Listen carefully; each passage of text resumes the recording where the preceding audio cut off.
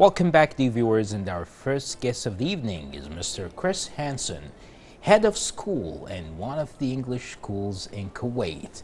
Mr. Chris, good evening and welcome to AziadiQ8. It's really a pleasure to have you here with us. Well, I'm truly honored to be here myself. Thank you very much. It's really a pleasure, sir. So will you please tell us, we're really curious to know more about your journey and your career, and also would like to know about your background and your experience, in particular your journey here in our lovely country Kuwait, and how your career shaped your vision for being the head of school.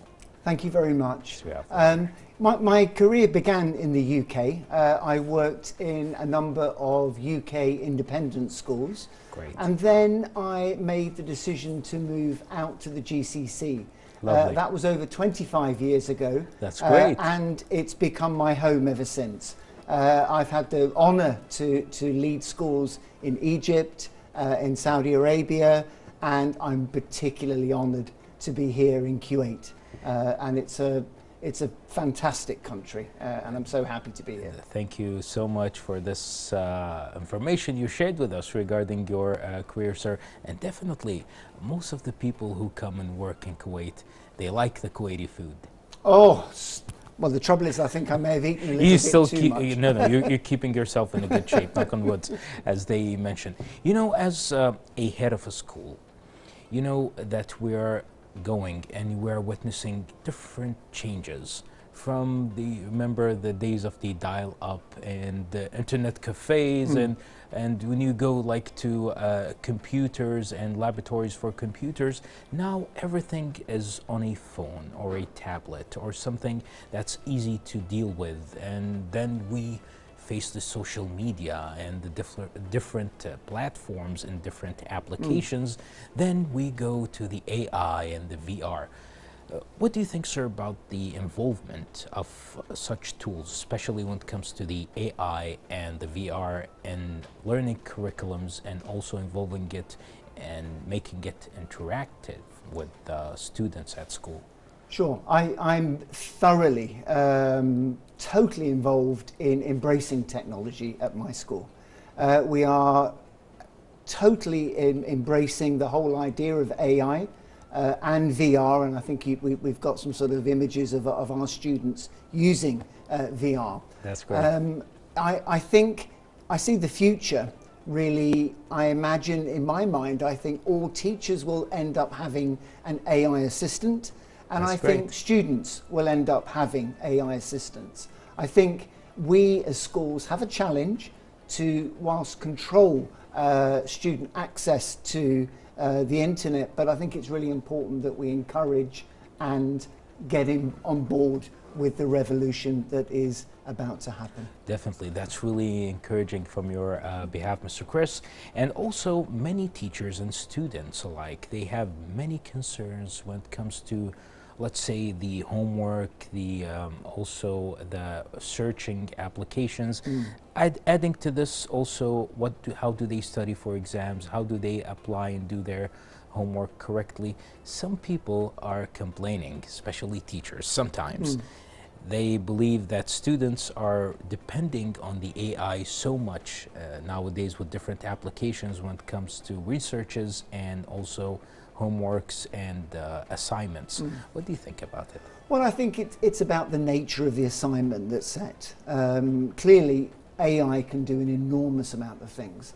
I think AI is beginning to think emotionally, and I think really what the role of the teacher is more as a facilitator to make sure that the student is on the right path. I think that's the key thing. So there will always be a role for educators. I don't anticipate the future without humans, but I think we will need to work very closely together. If I would ask you about how do you see, of course, with your long career and inspiring definitely a lot of teachers you've been supervising and worked with also, if I would ask you your definition or the way you see teachers, how do you see them? A teacher is somebody, it's a passion, it's a calling, it's not a job. I always wanted to become a teacher, so I think it is a true calling to become a teacher, and I think you need to have that passion to want students. Every student has something magical inside them, and I think it's the job of the teacher to try and unlock what that interest is in the student. It could be anything. It could be a passion in Formula One that might lead to engineering. It could be, you could have the next Lionel Messi, who's going to go on and become one of them. But you've got to try and unlock what it is that drives students. Everybody has a passion, and those passions can be incredibly varied. So I think a school's duty is to try and unlock and find out and help develop their passions. And also over your career, especially let's focus on the GCC countries Sure. and the Middle East. You see students, and you've witnessed many generations graduating and becoming employees in different fields and achieving their dreams.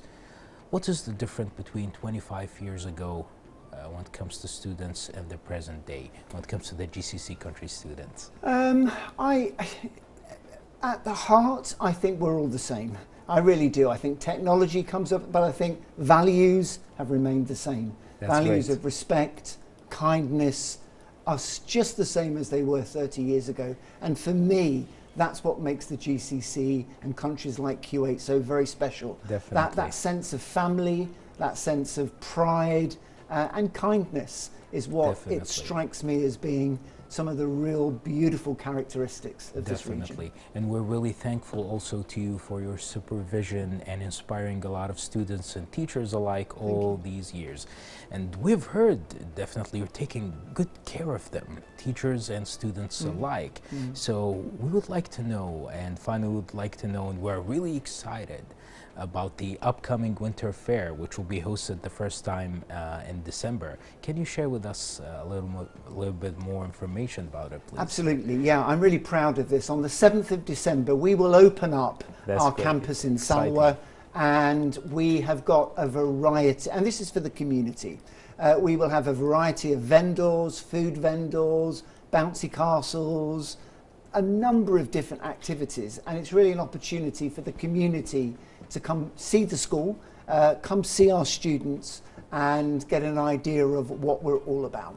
So we're looking forward to it on the 7th of December. Well, that's really great and exciting, and thank you so much, Mr. Chris, for being this evening with us on Hala Kuwait. It's a real pleasure to have you with us, and we're really encouraging you on your noble quest on inspiring many generations of students. Thank you so much, sir. Thank you. Thank you. It's a real pleasure, sir. Thank you.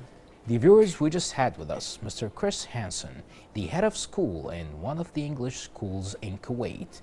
Now we'll take a break, then we'll be right back. Stay tuned.